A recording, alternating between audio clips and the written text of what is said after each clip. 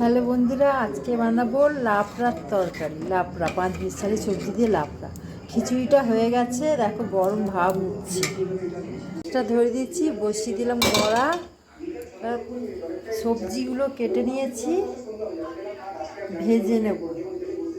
তেলে সব কিছু ভেজে নেব। থোড়টা কেটে নুন মাখিয়ে চটকে রেখে দিয়েছি। আর পালং শাকটা কেটে ধুয়ে রেখেছি। গরম হয়ে গেছে, কড়াই তেল দিয়ে দিলাম। তেল দিয়ে সবজিগুলো একে একে ভেজে নেব। প্রথমে দিয়ে দিচ্ছি আলুতে একটু নুন দিয়ে দিলাম, একটু হলুদ দিয়ে দিলাম। বন্ধুরা, আলুটা ভাজা হয়ে গেছে, তুলে নেব। বেগুনটা ভেজে নেব ওই তেলে। বেগুনটা ভাজা হয়ে গেছে, তুলে নেব। কড়াতে তেল দিয়ে দিলাম, তেজপাতা, 2টো শুকনো লঙ্কা আর 5 ফোড়ন। ভালো করে ভাজা হয়ে গেছে, এবার দিয়ে দিচ্ছি একে একে সবজিগুলো। মূলো দিলাম প্রথমে, তারপরে বরবটি দিলাম, শিম দিলাম। শিম বরবটিটা ভাজা হয়ে গেছে, এবার দিয়ে দেবো থোড়। 5-6টা কাঁচা লঙ্কা আর একটা টমেটো কেটে দিলাম।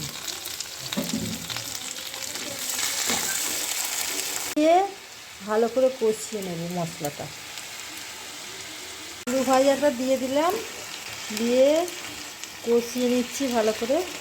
দিয়ে দিলাম জিরে আদা বাটাটা, দিয়ে দিলাম হলুদ, দিয়ে দিলাম পালং শাক আর লাউ শাকটা ধুয়ে কেটে দিয়ে দেবো। একটু জল দিয়ে দেবো, দিয়ে সেদ্ধ হতে দেবো, ঢাকা দিয়ে দেবো।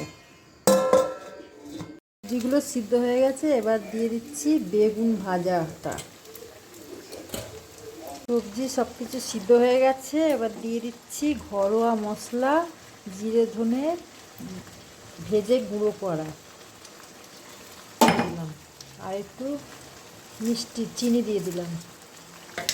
দিয়ে ভালো করে মিশিয়ে রেডি আমার লাবড়া তরকারি। এবার খিচুড়ির সাথে সার্ভ করব। কমেন্ট শেয়ার করে সাবস্ক্রাইব করে পাশে থাকবে। ধন্যবাদ এতক্ষণ ভিডিওটা দেখার জন্য। সবাই ভালো থাকবে, সুস্থ থাকবে।